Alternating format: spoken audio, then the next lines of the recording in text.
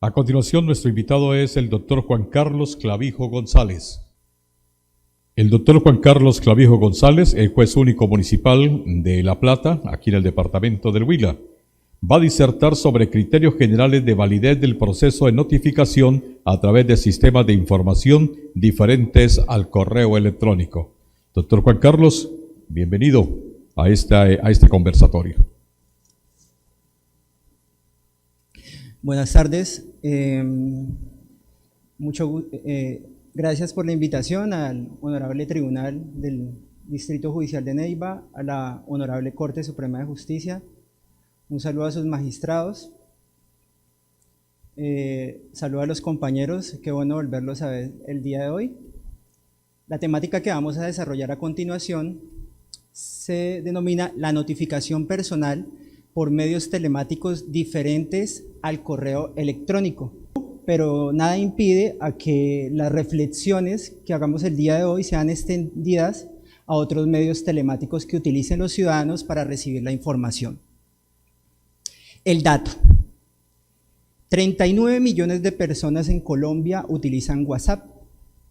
Quiere decir esto que las personas han confiado en este medio telemático para enviar, recibir y acceder a la información que le es comunicada. La pregunta que debemos hacernos es si es factible trasladar ese uso, esa facilidad al proceso y permitir al demandante enterar de la providencia introductoria a la parte demandada. Si la respuesta es afirmativa, debemos preguntarnos cuáles son los criterios normativos que permitan validar el proceso de notificación. Esto es, darle seguridad al demandante para que pueda realizar la notificación y garantizar de paso el derecho de contradicción a la parte demandada. La respuesta a estas preguntas obviamente es que sí, frente a la primera, sí es factible hacer uso de este medio telemático, además es necesario e inaplazable. Y segundo, respecto de los criterios normativos, no son nada diferentes a los establecidos para el correo electrónico. Lo que vamos a hacer a continuación es hacer unas reflexiones de cara a otorgar insumos argumentativos a los jueces para que definan la validez o no de los procesos de notificación a través de WhatsApp cuando los usuarios se los alleguen. ¿Y por qué es importante esta discusión? La tutela judicial efectiva es un principio cardinal de nuestro Estado social de derecho, consagrado en el artículo 2 del Código General del Proceso. Tiene por fin orientar la actividad judicial de nosotros, lo que hacemos todos los días en los juzgados, con el fin de materializar los derechos subjetivos de los ciudadanos. Pero esta materialización de los derechos subjetivos, la respuesta a las pretensiones y a las excepciones, debe estar acompañada de una circunstancia, y es que debe darse en un plazo de duración razonable, es decir, justicia temprana. Y todos sabemos que uno de los actos que más afrenta este principio es el acto de la integración del contradictorio, porque genera mucha demora. De allí que las reflexiones que vamos a hacer el día de hoy y que se plantean resultan importantes de cara a lograr facilitar la vinculación de la parte demandada a nuestro proceso. La dinámica social actual se caracteriza porque todos los seres humanos hemos decidido que nuestras relaciones o parte de las relaciones se desarrollen por el ciberespacio. Para eso utilizamos medios físicos y medios telemáticos tendientes a facilitar la comunicación de información, de sentimientos, de pensamientos, de voluntades, de servicios. Por ejemplo, claro, de una manera mucho más fácil que en el ámbito físico. Las relaciones comerciales, por ejemplo, han encontrado en este escenario un escenario natural para que mercado y consumidores se acerquen de una manera perfecta. Les cuento una anécdota. Hace 3 semanas estaba en una zona retirada del municipio de La Plata declarando la propiedad en un proceso de pertenencia. El campesino demandante se me acercó y me dijo: señor juez, ¿qué es lo que sigue ahora? Yo le dije: necesitamos entregarle un acta. Y me dijo: señor juez, ¿usted tiene WhatsApp?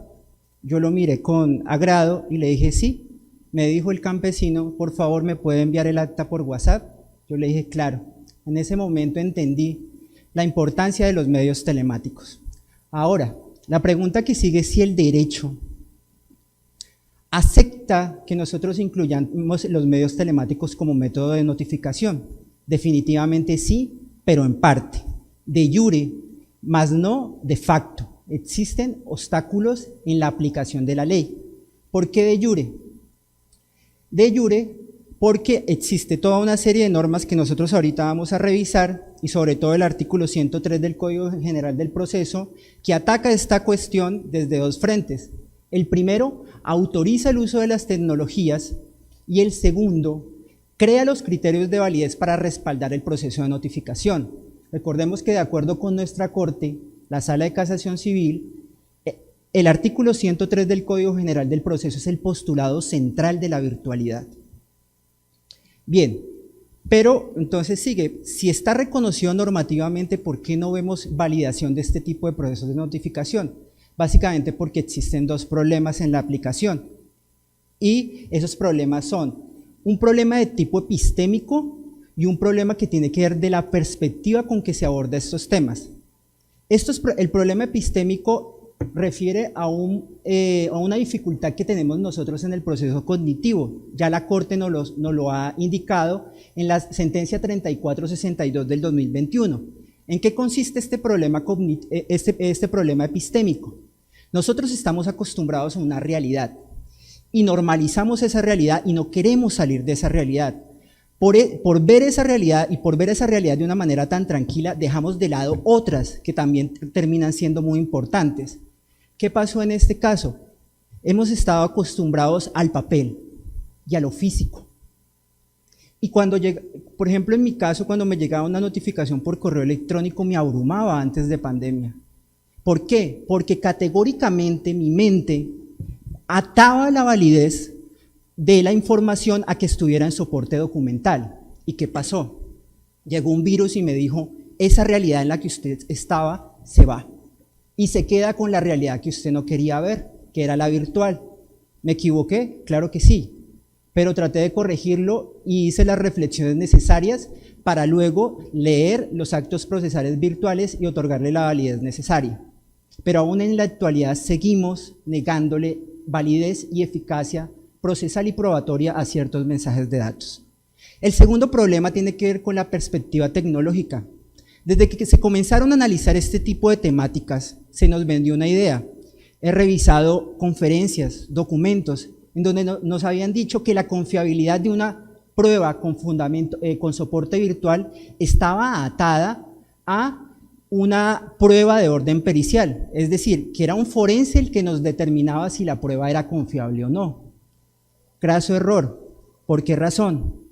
Porque esta perspectiva tecnológica nos invita a desconfiar de la tecnología, pero la Corte Suprema de Justicia, en sede de tutela, nos ha enseñado que en las comunicaciones virtuales la desconfianza es una excepción, más no la regla. Nosotros trabajamos bajo otros principios, bajo otras lógicas. Por eso es que la eficacia probatoria y procesal de los mensajes de datos tiene que hacerse como nosotros lo hacemos, desde la perspectiva jurídica. Es como si nosotros partiéramos de la desconfianza del cartero cuando va a ver a notificar a Juan Pérez la notificación por aviso.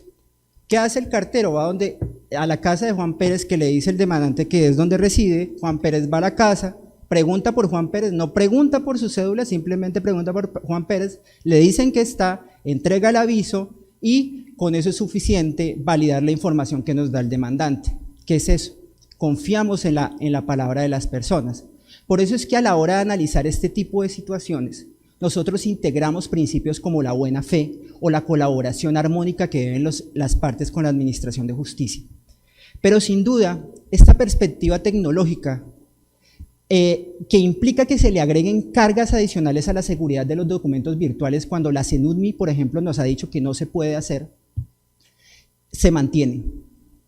Y se mantiene en una decisión que definitivamente es desafortunada, que corresponde a la sentencia T043 de 2020 de la Corte Constitucional, que no asume con rigor y con seriedad el análisis de estos temas.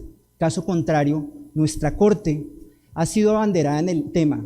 Desde el 2010 nos ha enseñado cómo abordar la validez, eficacia procesal y probatoria de los mensajes de datos. ¿Cómo? interpretando las normas debidamente y aplicando el ordenamiento jurídico para determinar si el mensaje de datos debe tener reconocimiento legal. Bien, criterios de validez de los mensajes de datos, del proceso de notificación por WhatsApp.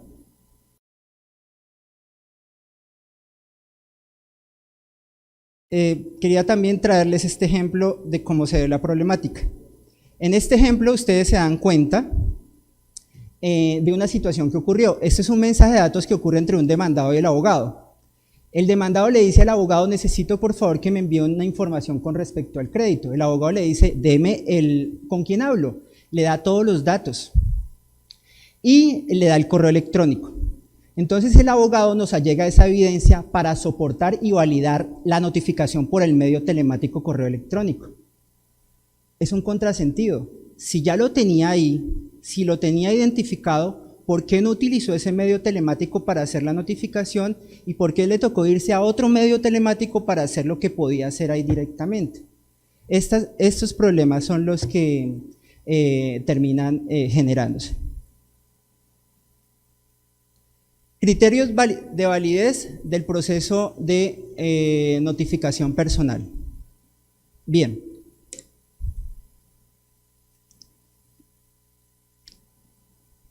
El proceso de notificación personal implica la comunicación de datos.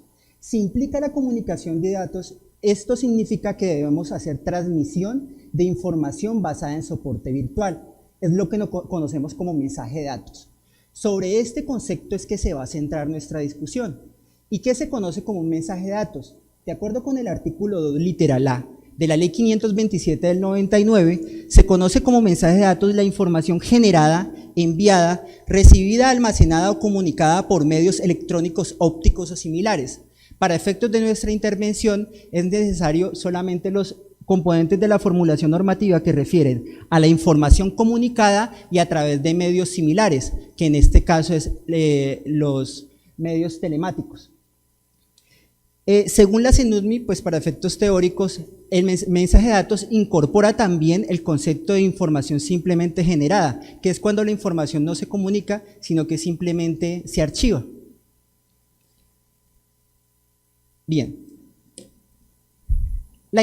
Los criterios de validez del proceso de notificación por WhatsApp están dados por una interpretación sistemática de las normas que regulan la materia. Todos sabemos que el proceso de notificación por medios telemáticos está habilitado por el artículo 8 del decreto 806 de 2020. Este artículo trae la formulación normativa de cómo se debe dar este proceso de notificación. Sin embargo, para interpretar el verdadero sentido y alcance de esta norma, tenemos que integrar a la interpretación, otras normas que le dan el verdadero sentido de alcance. ¿Cuáles?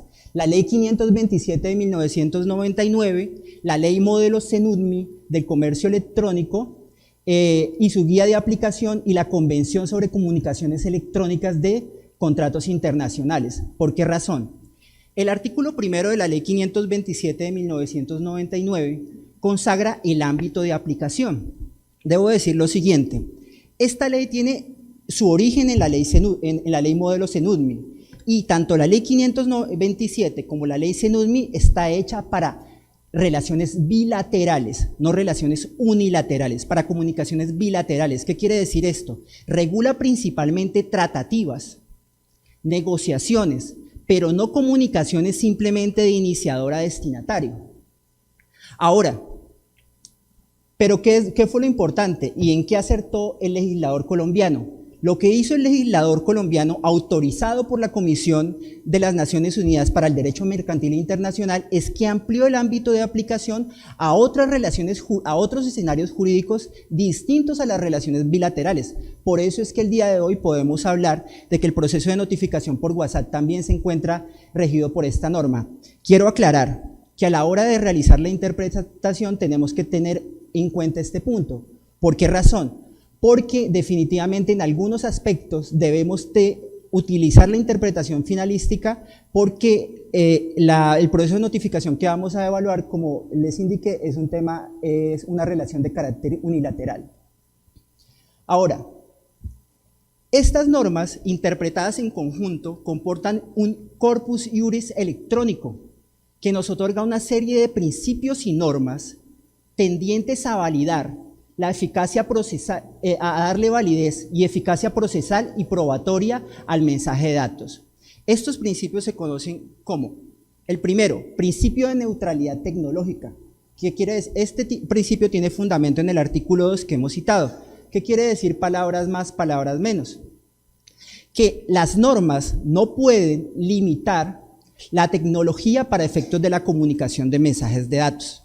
No se puede casar con una tecnología, sino que tienen que ser normas neutras. Por eso también se llama esto neutralidad de medios. Esta norma nos permite responder la primera pregunta.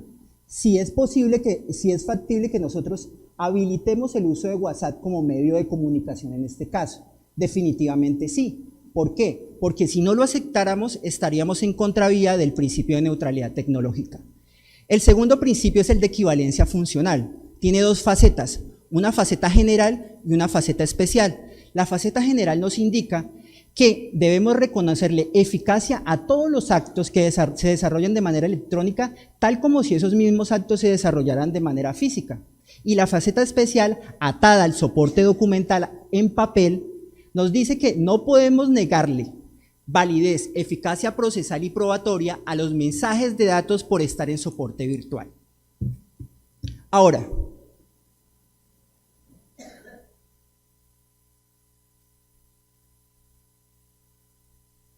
bien, el proceso de notificación se trata de una comunicación, de un mensaje. Esto implica que definitivamente la regulación que va a explicar esta relación es el capítulo 3 de la Ley 527 de 1999. ¿Por qué? Porque es el capítulo relacionado con la comunicación de mensajes de datos. Este capítulo nos explica cuáles son los intervinientes en la relación informática, en la relación electrónica. Tenemos un iniciador, que es el demandante, tenemos un destinatario, que es el demandado, y tenemos un mensaje de datos, que es la providencia, que se envía a través de un medio telemático y del cual se tiene que dejar acuse de recibo. Esta relación nos da cuenta que existen dos tipos de requisitos, unos requisitos propios de la validez del mensaje de datos y unos requisitos de validez del acto de la comunicación del mensaje de datos. Para concluir que los requisitos de validez para requisitos para validar el proceso de notificación por WhatsApp son los siguientes. Primero, inalterabilidad, integridad, rastreabilidad y autenticidad de los mensajes de datos a comunicar. Cumplimiento del requisito de forma equivalente al escrito. Atribución del mensaje enviado al demandante o iniciador y que el mensaje sea, tercero, que el mensaje sea enviado al demandado a través del medio telemático que éste usa para recibir información. Cuarto, acuse de recibo. Vamos con el primer requisito.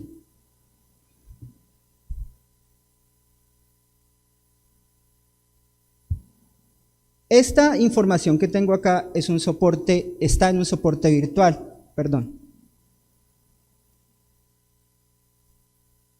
Y esta información que está acá está en un soporte de papel. Ambas son lo mismo. ¿Por qué? Porque desde el punto de vista jurídico, de acuerdo con el artículo 243 del Código General del Proceso, ambos son mensajes de datos, tienen el mismo tratamiento. ¿Cómo llegamos a darle el mismo tratamiento a estas dos informaciones, soporte virtual y soporte de papel?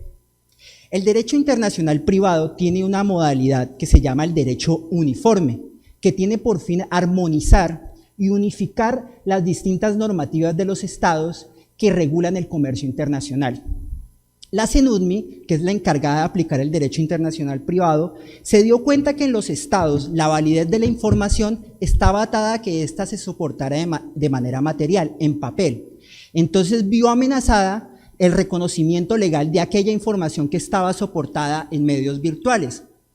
De esa manera la CENUDMI entendió algo, que si bien el mensaje de datos no era un equivalente del papel, porque tiene naturaleza jurídica distinta, sí podía identificar cuáles eran los requisitos formales que le daban la funcionalidad al documento y lo dotaban de tal singularidad que lo distinguiera de otros medios de prueba.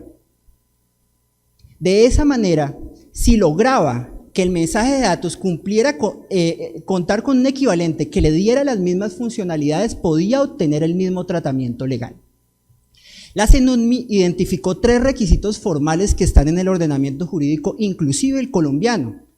El requisito general de todo documento es que la información conste por escrito, el requisito que tiene que tener una firma y el requisito que debe ser presentado en original.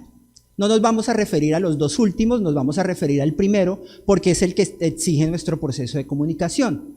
Cabe aclarar que cada requisito aumenta unas características propias del documento: integridad, inalterabilidad, rastreabilidad y autenticidad. La integridad tiene que ver con la exactitud del texto desde su origen, la inalterabilidad, que no vaya a ser modificada la información, la rastreabilidad, que podamos buscar la información cuando la necesitemos, y la autenticidad, como ustedes saben, es la atribución jurídica del documento a su autor. Estos son los requisitos. Pero ¿qué hizo el legislador colombiano? Formuló la ley 527 del 99, que es una ley mucho más completa, y zanjó la discusión. En el artículo 10 dijo que se le debía reconocer como prueba documental a los mensajes de datos, pero también entendió que estos requisitos formales propios de los documentos basados con soporte en papel, debían ser cumplidos por los mensajes de datos, y planteó el equivalente funcional, que para el caso del escrito es el artículo 6. ¿Y cuál es la función que cumple el requisito de escrito? Una, la permanencia, que la información no se pierda. Esa es la función del escrito en el soporte de papel. Recordemos el adagio: las palabras vuelan, el escrito queda. ¿Cómo hacer la equivalencia de la permanencia en el caso del mensaje de datos? Y es el artículo 6 de la ley 527 del 99, que nos explica que cuando cualquier norma requiera que la información conste por escrito, ese requisito quedará satisfecho con un mensaje de datos si la información que ésta contiene es accesible para posterior consulta. ¿Cómo se interpreta este artículo? La guía de adaptación a derecho interno nos dice: la palabra accesibilidad tiene que ver con legibilidad, la posibilidad de entender el mensaje de datos, y que esa legibilidad y ese entendimiento del mensaje de datos lo podamos hacer cada vez que queramos. ¿En el proceso de notificación por WhatsApp se cumple? Claro que sí. Si nos llegan los pantallazos demostrándonos el acto de comunicación y la información que eso comunica, podemos leerla en cualquier momento, no hay ninguna dificultad. ¿Por qué? Porque este es el requisito mínimo que se exige para efectos de la validez del mensaje de datos. Con esto se le dota de inalterabilidad, integridad, rastreabilidad y autenticidad, además por la presunción que se establece en el artículo 243 del Código General del Proceso. Bien. Segundo requisito, el iniciador. En este requisito no tenemos mayor problema. ¿Por qué? Porque es el mismo demandante. El demandante es el que nos allega el proceso. No vamos a tener mayor discusión. Lo que sí debemos tener en cuenta es que, de acuerdo con la conceptualización, el iniciador está atado a la intencionalidad. Recuerden que son comunicaciones unidireccionales, que solamente basta que el demandante quiera comunicarse con alguien, no necesitamos la respuesta por parte del destinatario.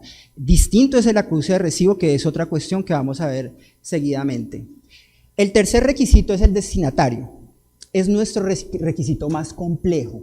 Es el requisito en el que los jueces debemos detenernos. Es importante que nos detengamos en este requisito porque es fundamental. Yo les indiqué, cuando estamos hablando de la interpretación sistemática de las normas, que tanto la ley 527 del 99 como la ley modelo CENUNMI en la que se funda, está hecha para relaciones bilaterales, tratativas, negociaciones, ¿sí? Cuando se hace la extensión al caso de las comunicaciones unilaterales que resulta el proceso de notificación, hay un problema. ¿Por qué? Porque en las relaciones bilaterales yo doy consentimiento de que se me envíe la información. En las relaciones unilaterales no. Yo no voy y le pregunto al demandado: señor, ¿usted me permite que lo notifique en su casa? Señor, ¿usted me permite que le envíe un correo electrónico? Señor, ¿usted me permite que le envíe un mensaje instantáneo? No, yo no le pregunto eso. Entonces, ¿qué debemos hacer? Hacer una interpretación finalística de la norma. ¿En qué sentido? ¿Qué es lo que busca la norma? Si no tenemos una relación bilateral, tenemos una relación unilateral, pero igual estas normas cobijan esta relación, ¿qué es lo que debemos hacer? Pues la finalidad de la norma es que el destinatario acceda a esa información a través de ese medio telemático, que el destinatario haya decidido que quiere recibir comunicaciones a través de ese medio telemático. Y en esto el legislador en el artículo 8 del decreto 806 fue totalmente acertado. ¿Por qué razón? El principio de buena fe es un principio fundante de nuestro proceso civil. Lo tenemos en muchas actuaciones, el juramento estimatorio, el proceso monitorio. Pero en esta ocasión el legislador se dio cuenta de que era un acto totalmente sensible y no bastaba la palabra dada. Por eso entendió que era necesario que a la palabra dada se atara un principio de prueba por escrito, pero no cualquier principio de prueba por escrito, sino evidencias que en particular dieran cuenta de las comunicaciones previas que existían entre las partes. ¿Por qué razón? La Convención de Comunicaciones Electrónicas en contratos internacionales nos dice a nosotros que si bien no ha sido ratificada por Colombia, sí fue firmada por nuestro Estado, sirve como soft law porque el artículo 18 de la Convención de Viena sobre Tratados nos exige, pues como nación, a que no podemos desconocer, que debemos de acatar de buena fe el espíritu de esta norma. Entonces, esta convención nos dice que el consentimiento no solamente debe ser expreso, sino que también puede ser tácito. Y se puede observar del comportamiento del destinatario. Entonces, si el destinatario ya ha aceptado información por medio de este canal, por medio del WhatsApp, entendemos de que él quiere recibir esta información. Pero hay un punto central en esto. No podemos entender los medios tecnológicos como si fueran solamente favorecer al demandante. No. Los medios tecnológicos son para favorecer a ambas partes. Si el demandado está recibiendo información por ese canal y le parece fácil recibir información por ese canal, entonces necesitamos garantizarle esa facilidad. Por esa razón es que se debe interpretar de manera correcta el numeral 10º del artículo 82 del Código General del Proceso, en el sentido de que cuando se le exige al demandante que nos envíe información sobre el sitio al cual se va a remitir las comunicaciones electrónicas, es porque él está cumpliendo con el principio de bilateralidad procesal. ¿Qué quiere decir? De que no quiere tomar ventaja. ¿Por qué? Porque si él ya sabe que el demandado le está recibiendo las notificaciones por ahí, se está comunicando por ahí, o que indicó en el pagaré que se quería, que ese era su número telefónico, y nos damos cuenta de que él recibe la información, entonces tenemos que facilitarle el acceso de requerimiento judicial. De esa manera, nosotros damos cumplimiento definitivamente al requisito de que se verifique que el destinatario esté recibiendo información por este medio telemático. Por eso es importante recabar en este requisito. Si tenemos las evidencias de que definitivamente el demandado tiene ese medio telemático para recibir información, tenemos que facilitarle la información. Y además es su deber, por el principio de colaboración armónica con la Administración de Justicia, que nos permita a nosotros enviarle la información. Sobre el particular debo agregar algo adicional. Cuando la Corte Constitucional en la sentencia C420 del 2020 evaluó la constitucionalidad de este decreto, halló una insuficiencia de regulación normativa en el artículo 291 y 292 del Código General del Proceso, que habla de la notificación electrónica. ¿Por qué? Porque no tenía este requisito. Claro, el requisito del destinatario es fundamental. Las reglas que puso el legislador, que incorporó el legislador en el decreto 806, totalmente encuentran respaldo en la ley modelos en UDMI, y es importante que lo tengamos en cuenta. Finalmente, el acuse de recibo respecto de los requisitos de validez. El acuse de recibo no es algo que se haya inventado la Corte Constitucional en el análisis de constitucionalidad, ni tampoco el legislador. El acuse de recibo es una regla básica de la mensajería desde tiempos inmemoriales. Lo que pasa es que la ley 527 establece unas modalidades de acuse de recibo, Dentro de esas modalidades es la que optó el legislador colombiano, tanto en el Código General del Proceso como el Decreto 806, una vez condicionada por la Corte Constitucional. Y es que el acto de la comunicación solamente surtía efectos, la providencia a notificar, cuando se generara el acuse de recibo, que ya sabemos, gracias al papel que ha desempeñado la Corte, que pues tenemos libertad probatoria. Entonces no hay problema en ese punto. Lo único es que cuando no hay acuse de recibo, sencillamente se entiende que no hay envío. Ahora, ya. La aportación. No hay mayor dificultad. Pueden tomarle los pantallazos al acto de comunicación y remitir la información que fue enviada. Es la misma que nosotros tenemos. ¿Debemos confiar en el ciudadano que nos está aportando? Sí. Trabajamos sobre el principio de buena fe, no trabajamos en estado de zozobra, o si no, esto paralizaríamos la justicia. Además, como lo dice la SEDUNMI, no podemos agregarle requisitos adicionales al mismo acto que se hace en papel. Las reglas de aportación es el equivalente de la información soportada en papel y la copia. El artículo 247 nos dice cómo aportarla. No solamente en formato original, sino también en un formato que lo reproduzca exactamente. Pero hay que tener en cuenta una norma en particular, el artículo 10, que es tajante en afirmar que no le podemos negar validez, eficacia procesal y eficacia probatoria a los mensajes de datos porque no se aporta en formato original. Todo esto con la filosofía de que tenemos que analizar desde una perspectiva jurídica la confiabilidad de los mensajes de datos. Mi tesis, además de esto, debo recordar que nosotros tenemos una norma poderosísima y es un deber de la parte y es el deber de conservar el mensaje de datos. Cuando dice la ley 527 del 99 y la ley modelo SEDUNMI que cuando existe esa obligación legal de conservar el mensaje de datos, esa conservación se cumple si y solo si la persona, el iniciador, resguarda la información enviada. Por eso es que hay que exigirle a la parte demandante que guarde la información que envió, no porque queramos, sino porque la ley se lo exige. ¿Para qué? Para que cuando necesitamos buscarla, cuando se controvierta esta posición, cuando ahí sí necesitemos al perito, cuando la confianza se haya perdido, ahí sí él vaya y determine si lo que nos dijo el demandante era cierto o no o era cierto con las implicaciones penales que ello tiene. Pero obvio, esta posición que les acabo de informar va en contravía directa con una posición de la Corte Constitucional en la sentencia T043 de 2020. Desafortunadamente, esta decisión se aleja del rigor y la seriedad con la que nuestra Sala de Casación Civil nos ha indicado que debemos abordar el tema de la validez, eficacia procesal y eficacia probatoria de los mensajes de datos. ¿Por qué razón? Porque esta posición analizó el caso de los pantallazos desde una perspectiva tecnológica y le quitó de tajo la posibilidad de validar el mensaje de datos. Y no solo hizo eso, diciendo que había falibilidad del mensaje de datos, pero no solo hizo eso, minó el mérito probatorio que tenía el mensaje de datos y lo degradó a indicio, cuando sencillamente no se podía hacer. ¿Por qué? Porque no se puede partir de la falibilidad de los mensajes de datos. Una vez reunidos los requisitos establecidos en la ley, se conforma un medio autónomo que es un documento.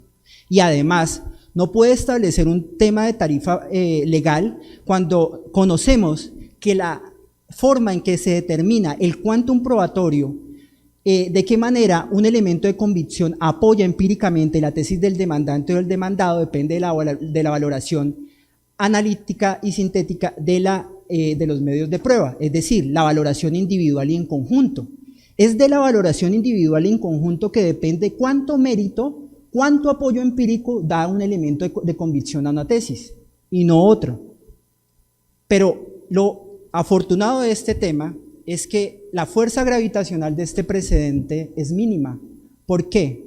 Tiene un salvamento de voto y tiene una aclaración de voto.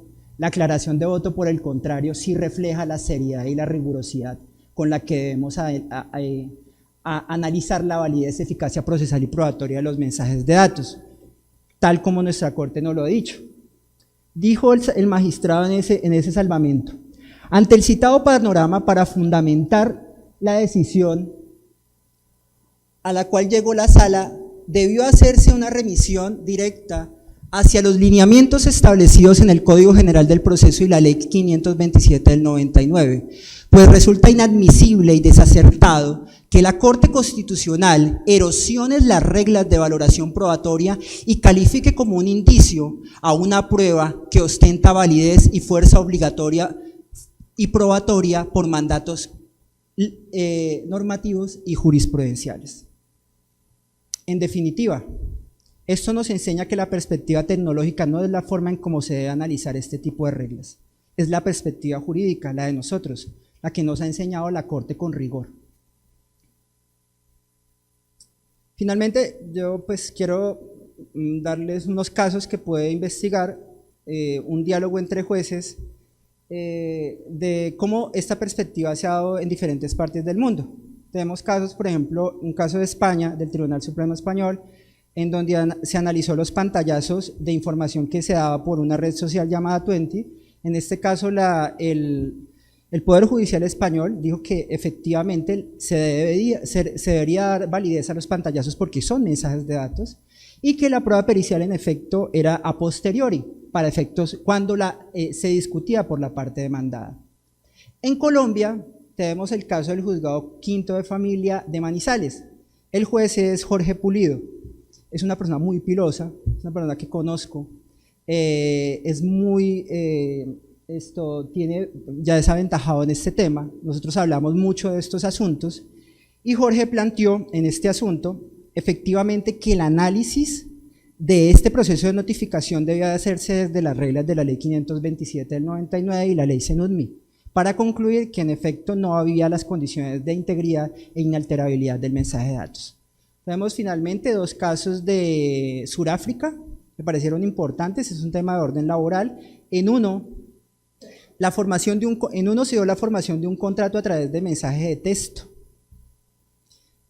La Corte de ese país encontró, si bien los mensajes de texto, se habían dado varios mensajes, unos electrónicos y el mensaje de texto. Los electrónicos no llegaron, los mensajes de texto sí.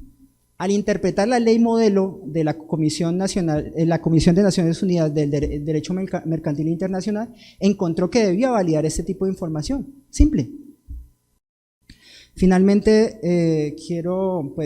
la idea de estas reflexiones es compartirlas con ustedes y que sirva de insumo para la discusión sobre la validez del proceso de notificación personal por medios telemáticos, pero pues al margen es una invitación pues que entre todos analicemos con rigor la validez y eficacia procesal y probatoria de los mensajes de datos de cara a que podamos facilitar el acceso a la administración de justicia a los ciudadanos y de igual manera la labor de la justicia. La Corte Suprema de Justicia nos ha dicho en temas de ciencia que nosotros los jueces somos guardianes del conocimiento experto. Yo creería que somos en realidad, además de eso, somos guardianes de la tecnología, guardianes de los instrumentos que tienen los ciudadanos para que puedan acceder de manera fácil a la justicia y para resguardar, darle seguridad jurídica a esas relaciones informáticas. De esa manera, si nosotros le damos seguridad jurídica a los ciudadanos, definitivamente pues podemos contribuir a la convivencia armónica y a un orden justo. Les agradezco mucho.